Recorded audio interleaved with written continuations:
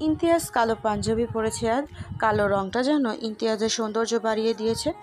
আরও সুদর্শন স্বামীকে আজ যেন আরও সুদর্শন লাগছে। আরও ইমতিয়াজকে দ্বিতীয়বারের মতো পাঞ্জাবি পরিহিত অবস্থায় দেখলো। বিয়ের রাতে সাদা পাঞ্জাবিতে দেখেছিল, আপাতমস্তক পুরাই শুভ্রতায় ছেয়েছিল। আর আজ সাদা কালোই আরুর মনে হচ্ছে ইমতিয়াজকে অন্য সব পোশাকের চেয়ে পাঞ্জাবিতে বেশি আকর্ষণীয় লাগে। ইমতিয়াজ ড্রাইভিং সিটে বসে পড়ল। আজ নিজেই ড্রাইভ করবে। আরও ইমতিয়াজের পাশে সিটে বসে আছে। ইমতিয়াজ আরও সিট বেল্ট বেঁধে জানালার কাজগুলো নামিয়ে দিতেই হুড়হুড় করে বাতাস ভেতরে প্রবেশ করে। ইমতিয়াজ আরুর নিকাব উঠিয়ে কপালে নাকের ডগায় থুতনিতে থাকা বিন্দু বিন্দু ঘামের কণাগুলো মুছে দিল। হঠাৎ স্পর্শে আরও ঈষৎ কেঁপে ওঠে। এমন হুটহাট কাছে আসায় হাঁসফাঁস লাগছে ওর। লোকটা কেন বোঝে না ইমতিয়াজ সরে গিয়েছে সেই কখন, কিন্তু মেয়েটা এখনো লজ্জায় কুপিয়ে রয়েছে। এই লজ্জা থেকে রেহাই পেতে আরও বাইরে নজর দিল। প্রকৃতিতে শরতের আগমন ঘটেছে, অথচ সূর্যের ঝলসানো তাপের বোঝার উপায় নেই। অন্য দিনে তুলনায় সূর্য যেন বেশি উত্তাপ দিচ্ছে আজ। তবে মাঝে মাঝে ঠান্ডা বাতাস এসে শরীর ছুঁয়ে দিচ্ছে। বোধহয় সূর্যের সাথে বাতাস পাল্লা দিয়ে প্রতিযোগিতায় নেমেছে।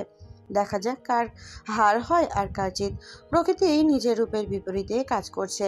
দীর্ঘ 4 ঘন্টা জার্নি করে অবশেষে কাঙ্ক্ষিত গন্তব্যে পৌঁছায় তারা। আরুর অবস্থা নাজেহাল। খুব বেশি জার্নি করতে পারে না মেয়েটা, এটুকুতেই অবস্থা খারাপ হয়ে যায়। আরুর বাড়িতে আসার পর এক দফা কান্নাকাটি হয়ে গেল। ইমতিয়াজের দিকে কারো খেয়ালই নেই। মেয়ের সাথে যে মেয়ের জামাইও এসেছে তা হয়তো তারা ভুলে গিয়েছে, অথচ এত সব আয়োজন ইমতিয়াজকে ঘিরেই। কামরুজ্জামান এসে ইমতিয়াজের সাথে কুশল বিনিময় করলেন। ওনার কথায় সবার নজর গেল ইমতিয়াজের দিকে। শাহানা লজ্জায় পড়ে গেল। নতুন জামাইকে কিনে এতক্ষণে রুমে না নিয়ে বাইরে দাঁড় করিয়ে রেখেছিল। আরুকে দেখে বোঝার উপায় নেই, জানিস যে মেয়েটার অবস্থা খারাপ হয়ে গিয়েছিল, কিন্তু সুন্দর বা সবার সাথে হাসি মুখে কথা বলছে। এ 2 দিন তো মেয়েটাকে হাসতে দেখা যায়নি। ইমতিয়াজের কেন জানি আরুর হাসিটা সহ্য হলো না। মেয়েটা ওর সাথে থাকলে কেন হাসে না? 27 বছর বয়সে এসে ইমতিয়াজের টিনেজারের মতো আচরণ করছে। ও বোধহয় ভুলে গিয়েছে মাত্র 2 দিন হলো তাদের বিয়ের। তারা পূর্ব পরিচিত ছিল না, মুঠো ফোন কখনো কথা হয়নি। আর না বিয়ের আগে দুজন দেখা করে 2 দণ্ড আলাদা সময় কাটিয়েছে। মেয়েটা কিভাবে ওর সাথে এত স্বল্প সময় স্বাভাবিক হবে? অনেক তো বছরের পর বছর একসাথে থেকেও একে অপরের সাথে প্রাণ খুলে হেসে কথা বলতে পারে না। ইমতিয়াজের সাথে আরও বিয়েটা হয়েছে বাজে একটা বিষয়কে কেন্দ্র করে। ওই ঘটনা আরুর মনে ভয়ের সৃষ্টি করেছে। চাইলেও সহজে কোনো পুরুষের সান্নিধ্যে যেতে পারে না। আরও সব ভুলে ইমতিয়াজের সাথে স্বাভাবিক হওয়ার চেষ্টা করছে, তবুও কিছুটা সংকট থেকেই যায়। খেতে বসে ইমতিয়াজের অবস্থা খারাপ হয়ে গেল। শ্বশুর বাড়িতে এত জামাই আদর পাবে জানলে বেটি বিয়েই করতো না। ইমতিয়াজ আরুর দিকে তাকায়, দেখলো ওর দিকে মেয়েটার কোনো নজর নেই। সে এক মনে খেয়ে যাচ্ছে। রাতের বেলা সবাই ছাদে মাদুর পেতে গল্পের আসর বসায়। বাচ্চা কাচ্চা থেকে শুরু করে বড়রা পর্যন্ত গল্পে মজেছে। ঘুমে সবার চোখ বারবার বন্ধ হয়ে আসছে, কিন্তু ঘুমাতে যাওয়ার তাড়া কারোর মধ্যেই নেই। গ্রামের রাত 10টা মানে অনেক সন্ধ্যা হতে না হতেই সকলে ঘুমে বোধ হয়ে থাকে। সেখানে এত রাত পর্যন্ত জাগার অভ্যাস কারো নেই। বড়রা অনেক আগে গল্পের সমাপ্তি ঘটিয়ে যে যার রুমে ঘুমাতে চলে গিয়েছে। শুধুমাত্র ছোটরা এখনও গল্পে মজে আছে। ওরাও এবার আরুর ধমেকে মুখ ফুলিয়ে যে যার রুমে গেল। সূর্যের তীর্যক রশ্মি চোখে পড়তে আরও ঘুম ভেঙে গেল। আরুর পাখির কিচিরমিচির শব্দ কানে আসছে। ক্ষণে ক্ষণে শোনা যাচ্ছে মোরগের ডাক। হয়তো সবাইকে জানান দিচ্ছে সকাল হয়েছে। সবাই ঘুম থেকে ওঠো। রাতের আধার ছেয়ে নতুন ভোরের আগমন ঘটেছে। আরও পাশ ফিরে ইমতিয়াজের দিকে তাকিয়ে দেখলো ইমতিয়াজ চোখ মুখ কেমন যেন কুঁচকে রেখেছে। হয়তো সূর্যের আলো চোখে পড়াটা তার সহ্য হচ্ছে না। আর উঠে জানালার পর্দা টেনে দিয়ে বাইরে গেল।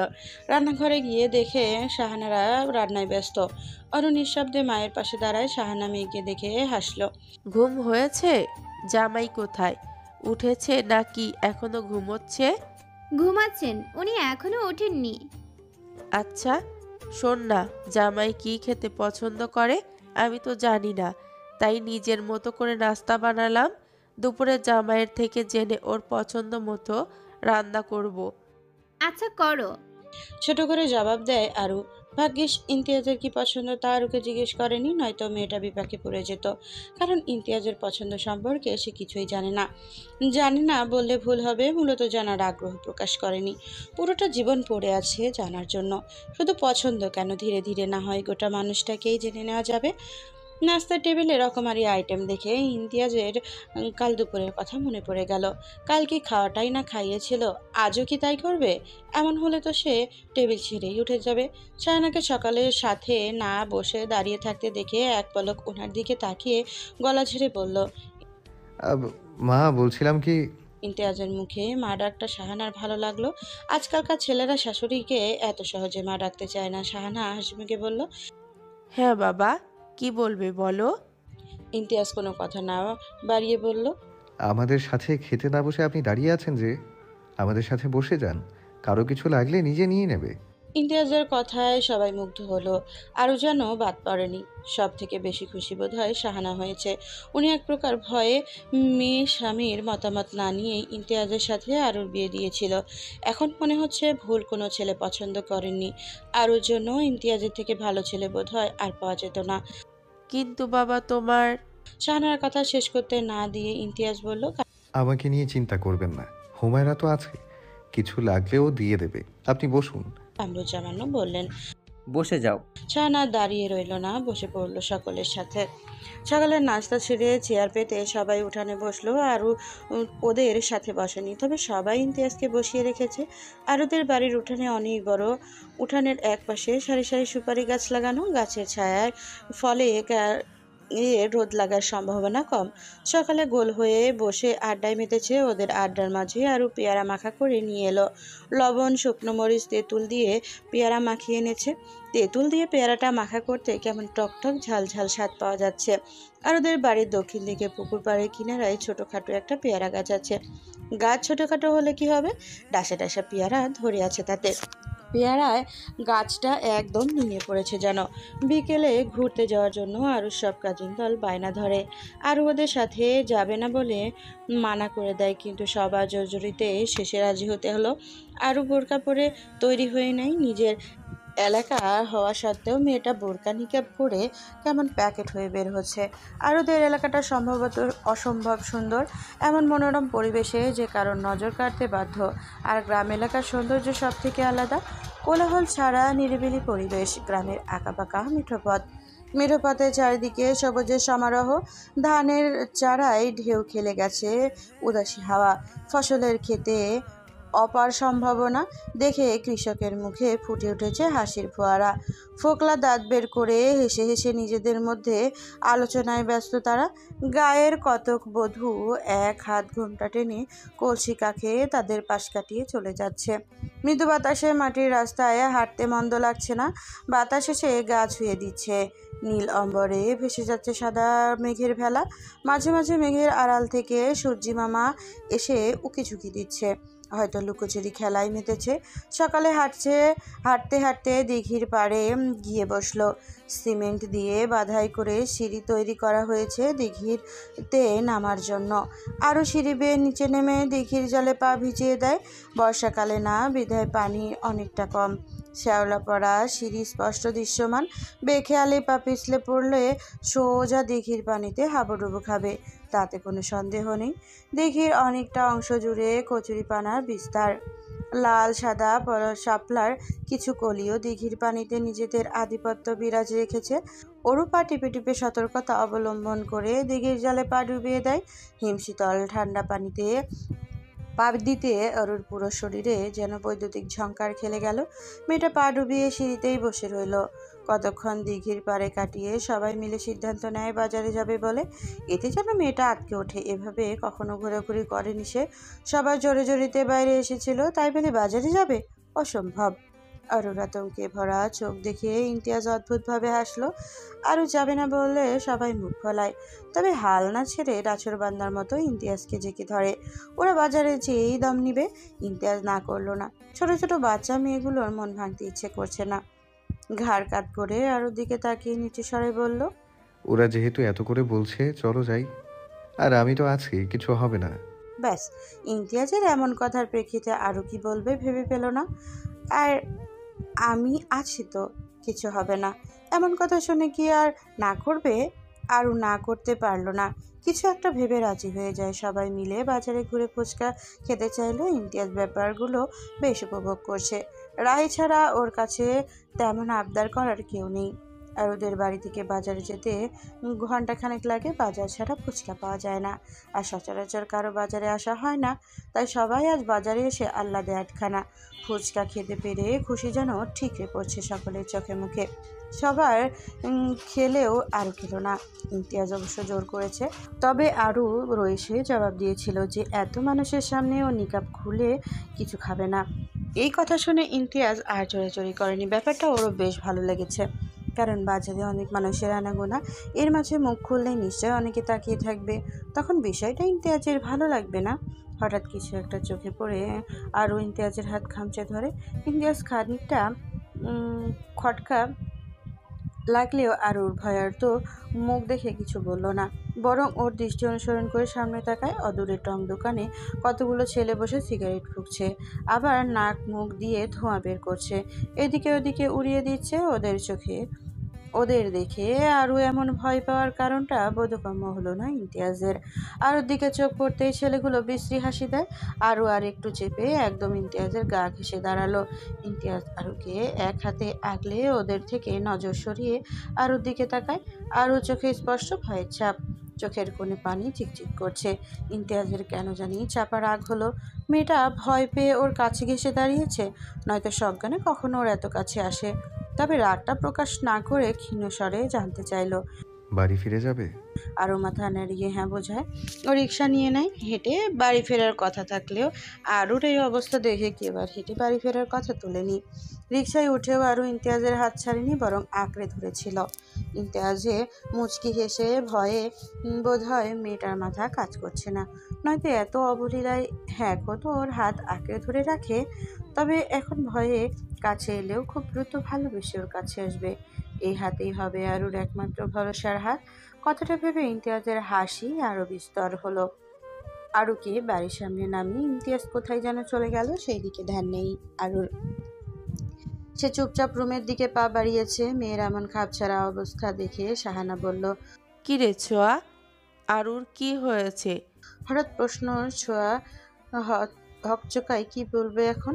মুখে মেকি হাসি টেনে বলল, আসলে কাকিমা, তুমি তো আরুদির স্বভাব জানোই। তোমার ঘর কোনো মেয়ে আমাদের সাথে বাইরে বের হয়েছে, এতেই এমন অবস্থা। বাজারে যাওয়ার কথাটা সম্পূর্ণ চেপে গেল, নয়তো আরেকটা কাণ্ড বাঁধবে। মা জেঠিদের ভালো করে চেনা আছে, যদি মুখ ফসকে বাজারে যাওয়ার পর কি হয়েছে বলে ফেলে, ওদের দফারফা করে তবেই ছাড়বে। তার থেকে বড় কথা, সকালের চিন্তা বাড়বে। ইমতিয়াজ কখন আসবে তোদের বলেছে? ছেলেটা তো আশেপাশের তেমন কিছু চিনে না, ওকে একা কেন যেতে দিলি? আর আরুটাই বা এমন কাণ্ড জ্ঞানহীন কি করে হলো? ও না করতে পারলো না? আমরা না করেছিলাম, কিন্তু ভাইয়া বলল ওনার নাকি কি কাজ আছে। আর তুমি চিন্তা করো না, শোভন ভাইয়াকে বলেছি যাতে ভাইয়ার সাথে যায়। ছোঁয়ার কথায় শাহানা চিন্তিত হলেও আসলে ওদের সাথে ইমতিয়াজকে না দেখে উনি চিন্তায় পড়ে গিয়েছিলেন। ছেলেটা তো এই এলাকায় আগে আসেনি, যদি রাস্তা গুলিয়ে ফেলে।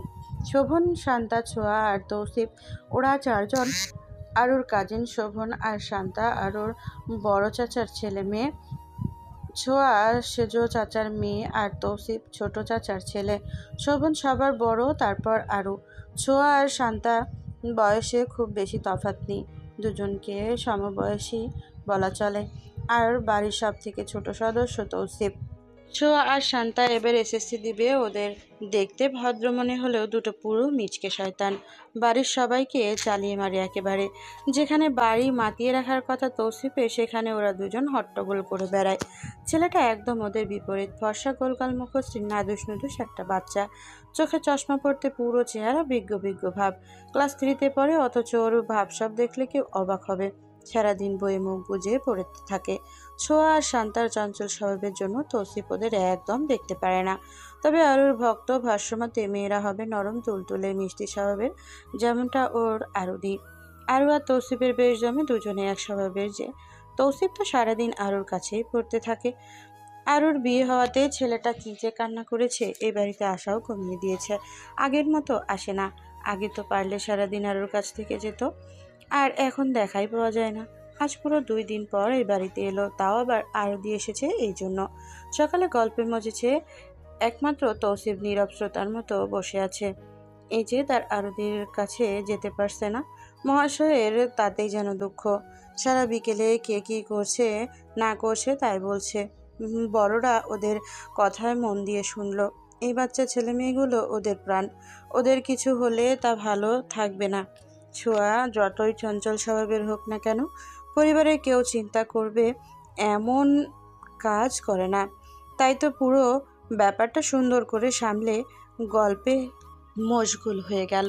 কলিং বেলের আওয়াজে আরুর ঘুম ভাঙে। মেয়েটার ঘুম আগেই হালকা হয়ে এসেছিল। কলিং বেলের শব্দে মস্তিষ্ক সজাগ হলো যেন। অন্ধকার হাতে মোবাইলে সময় দেখে নেয়। রাত 12:10। সময় দেখে আরুর চক্ষু চরক কাজ। সন্ধ্যা থেকে এতক্ষণ অবধি ঘুমিয়েছে, অথচ ওকে কেউ ডাকেনি। আশেপাশে তাকিয়ে দেখলো পুরো রুমেও একা। এত রাতে কে এলো ভেবে আরও ঘুম উবে যায়। হঠাৎ ইমতিয়াজের কথা মাথায় এলো। লোকটা যে সন্ধ্যায় বেরিয়েছিল এখন এসেছে নাকি? আরও গায়ে ওড়না জড়িয়ে দৌড়ে দরজা খুলে দেয়। আরও ভাবনাই সঠিক। দরজার ওই পাশে ইমতিয়াজ দাঁড়িয়ে আছে। ইমতিয়াজের অবস্থা দেখে আরও অবাক হলো কিছুটা। পুরো শরীর ঘেমে নিয়ে একাকার, চুলগুলো এলোমেলো হয়ে, পরনের পাঞ্জাবিটা কুঁচকে যাতা অবস্থা। বিকেলে বের হওয়ার সময় পাঞ্জাবি পরেই তো বের হয়েছিল। কয়েক ঘন্টার মধ্যে এই অবস্থা কি করে হলো? এত রাতেই বা লোকটা কোথা থেকে এসেছে? এই এলাকা কেমন কিছু চিনি বলে তো মনে হয় না। এমন প্রশ্ন আরও মাথায় এলে জিজ্ঞেস করতে চেয়েও কেমন যেন দ্বিধায় পড়ে গেল। পর মুহূর্তে ভাবলো থাক, পরে না হয় জেনে নেওয়া যাবে। ইমতিয়াজ দেখলো আরও কেমন অদ্ভুত দৃষ্টিতে তার দিকে তাকিয়ে আছে। আচ্ছা, তার বউ কি তাকে সন্দেহ করছে? কথাটা মাথায় আসতে ইমতিয়াজ স্মিত হাসে।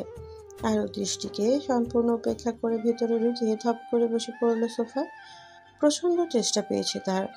আরুকে উদ্দেশ্য করে বলল পানি দিতে। আরও ফ্রিজ থেকে ঠান্ডা পানি এনে দিল। ইমতিয়াজ এক নিঃশ্বাসে পুরো পানি শেষ করে আরুর হাতে গ্লাসটা ধরিয়ে দেয়। আরও ইমতিয়াজকে বলল, আপনি ফ্রেশ হয়ে আসুন, আমি খাবার দিচ্ছি। ইমতিয়াজ কিছু না বলে ফ্রেশ হতে গেল। কথা বলতে ইচ্ছে করছে না। দুপুরের পর পেটে কিছু পড়েনি।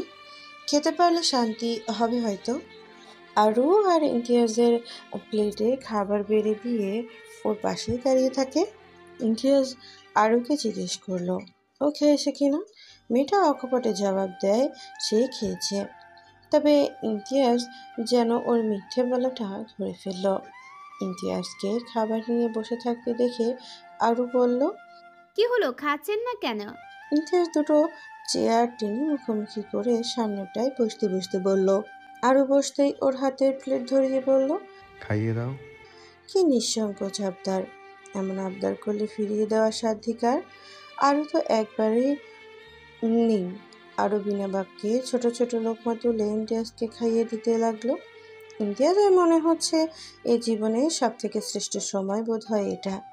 এমন ছোট ছোট লোকমা দেওয়া ইমতিয়াজের রাগ করার কথা, কারণ ওর অনেক ক্ষুধা লেগেছে। কিন্তু তার রাগ হচ্ছে না, বরং অদ্ভুত এক তৃপ্তি নিয়ে খেতে লাগলো। মেয়েটা যে এর আগে কাউকে মুখে তুলে খাইয়ে দেয়নি তা দেখেই বোঝা যাচ্ছে। তবুও কি সুন্দর নিপুণ হাতে তাকে খাইয়ে দেওয়ার চেষ্টা করছে। সেই কবে মায়ের হাতে খাবার খেয়েছিল, তারপর আর কারো হাতে খাওয়ার সুযোগ হয়নি। আজ এত বছর পর নিজের সব থেকে কাছের মানুষটার হাতে খেতে পেরে ও যেন লোভ বেড়ে যাচ্ছে। রোজ রোজ এমন ছোট ছোট লোকমা খেতে পারলে মন্দ হবে না। ইমতিয়াজ ভালো ছেলেদের মতো খেয়ে নিতে লাগলো। ইমতিয়াজ পানির গ্লাসে হাত তুলতে বলল, আমি আর খাবো না, এবার তুমি খেয়ে নাও। আরও মিনমিন করে জবাব দেয়, আমি খেয়েছি তো। আমি জানি তুমি খাওনি, তাই কথা না বাড়িয়ে খেয়ে নাও। আপনি কি করে বুঝলেন আমি যে খাইনি? আরও প্রশ্নোত্তর চাহনিতে ইমতিয়াজের দিকে তাকালো। খাবে কি করে? সে যে বিকেলে এসে শুয়ে উঠলো তো কতক্ষণ আগে। সে যে খায়নি তা তো এই লোকের জানার কথা নয়। তবে লোকটা বুঝলো কি করে? ইমতিয়াজ আরুর দিকে ঝুঁকে চোখে চোখ রেখে বলল, আমি তো আরো অনেক কিছুই বুঝি, দেখবে। ইমতিয়াজের চোখে মুখে দুষ্টু হাসি খেলা করছে। আর কিছু জানতে গিয়ে ইমতিয়াজের এমন হাসি দেখে থেমে গেল। আরও সব কিছু গুছিয়ে রুমে এসে দেখলো ইমতিয়াজ এক হাত কপালে রেখে সোজা হয়ে শুয়ে আছে। কপালে যেই হাত রাখতে নেই তা কি এই লোক জানে না? আর ইমতিয়াজের কপাল থেকে হাত সরিয়ে দিতেই ইমতিয়াজ কিছুটা চমকে তাকায়। ইমতিয়াজের চোখে চোখ পড়তেই আরও থমকে গেল। হঠাৎ কি হলো কে জানে? ইমতিয়াজের পাশে বসে উদ্বিগ্ন হয়ে জানতে চাইল। কিছু হয়েছে কি? ইমতিয়াজ কিছু না বলে আরুকে কাছে টেনে ওর কোলে মাথা রেখে শুয়ে পড়ল। আরু আজ নিজেকে ছাড়ানোর প্রয়াস চালায়নি, বরং বিচলিত হলো লোকটার কি হয়েছে এই ভেবে। ইমতিয়াজ খানিকক্ষণ চুপ থেকে গাঢ় স্বরে বলল, হুমায়রা, হুম। মাথা ব্যথা করছে, চুলগুলো টেনে দাও তো। বেশি ব্যথা করছে বোধ হয়, নয়তো এমন চোখ লাল হয়ে আসে? আরো অস্থির চিত্তে জিজ্ঞেস করলো। বেশি ব্যথা করছে? একটু অপেক্ষা করুন, আমি ব্যথার ট্যাবলেট এনে দিচ্ছি। কথাটা বলে উঠতে নিলে ইমতিয়াজ বাধা প্রদান করে। কোথায় যাচ্ছ? এখান থেকে উঠবে না, যেভাবে আছো বসে থাকো। বাবার রুমে ঔষধের বক্স আছে। আম্মুর তো 3 বেলা ঔষধ খেতে হয়, তাই ওই ঘরে ঔষধের বক্স রাখা থাকে। আমি যাব আর ট্যাবলেট নিয়ে চলে আসব। ইমতিয়াজ তাও যেতে দিল না, নিজের হাতের বাঁধন আরো শক্ত করে বলল, মাথায় হাত বুলিয়ে দাও, তাহলেই হবে। ওষুধ লাগবে না। আর এত রাতে বাবা মায়ের ঘুম ভাঙানোর কোনো দরকার নেই। আরও ভাবলো ইমতিয়াজ ঠিক কথাই বলেছে। এত রাতে গেলে আব্বু আম্মু হাজারটা প্রশ্ন করবে, তার থেকে না যাওয়াই ভালো। আরও তার কোমল হাতে ইমতিয়াজের মাথায় চুল টেনে দিতে লাগলো। কোমল হাতের ছোঁয়া ইমতিয়াজ আবেশে চোখ বন্ধ করে নেয়। ইমতিয়াজকে গভীর নিঃশ্বাস ফেলতে দেখে আরও বুঝলো ইমতিয়াজ ঘুমিয়ে গেছে। তবে আরও ঘুমালো না, খুঁটিয়ে খুঁটিয়ে নিজের ব্যক্তিগত পুরুষটাকে দেখতে লাগলো। দিন কয়েক আগে দিনকবুল বলে এই লোকের অর্ধাঙ্গিনী হয়েছে সে। তখনও কত অপরিচিত ছিল, আর এখন দিন কয়েক ব্যবধানে মানুষটাকে কত আপন মনে হচ্ছে। কেমন যে মায়ায় পড়ে যাচ্ছে। আচ্ছা, মানুষের সাথে 2-1 দিন থেকে কি তার মায়ায় জড়িয়ে যাওয়া সম্ভব? হয়তো বিয়ে নামক পবিত্র বন্ধনে আবদ্ধ বিদায় সম্ভব। আরও মনে হচ্ছে বাবার পরে বোধ হয় এই পুরুষটা তার ভরসার স্থল হবে। আজ যেমন ভয় পেয়ে নির্দ্বিধায় লোকটাকে আঁকড়ে ধরেছিল, তেমনি নির্বিঘ্নে এই লোকটার সাথে সারা জীবন কাটিয়ে দিতে পারবে। আরুর আজ খুব ভোরে ঘুম ভেঙে গেল। পাশ ফিরে দেখলো ইমতিয়াজ এক হাত গালে ঠেকিয়ে ওর দিকে মুখ করে ঘুমাচ্ছে। বাহিরে তাকিয়ে দেখলো এখনো ঠিকঠাক ভোরের আলো ফোটেনি। আর সকালে রোদ গায়ে মাখতে ইচ্ছে হলো। গায়ে ওড়না জড়িয়ে বেরিয়ে গেল রুম থেকে। বাড়ির সকলে ঘুমে মগ্ন। আরও কাউকে কিছু না বলে বাইরে চলে গেল। সকলে ঘুমমগ্ন থাকায় সুবিধা হয়েছে, আরও একা সময় কাটাতে পারবে। আরও সোজা পুকুর পাড়ে চলে যায়, শান দিয়ে বাধাই করা ঘাটে গিয়ে বসে। আরও এক দৃষ্টিতে পুকুরের খোলা পানির দিকে তাকিয়ে আছে। চোখ দুটো ঝাপসা হয়ে এলো তার, গাল বেয়ে গড়িয়ে গেল অশ্রু। ভেতরের আলো সম্পূর্ণভাবে ফুটে চারিদিকে আলোকিত করে দিতে শুরু করেছে। বাঁশঝাড়ের আড়াল থেকে সূর্য বেরিয়ে এলো।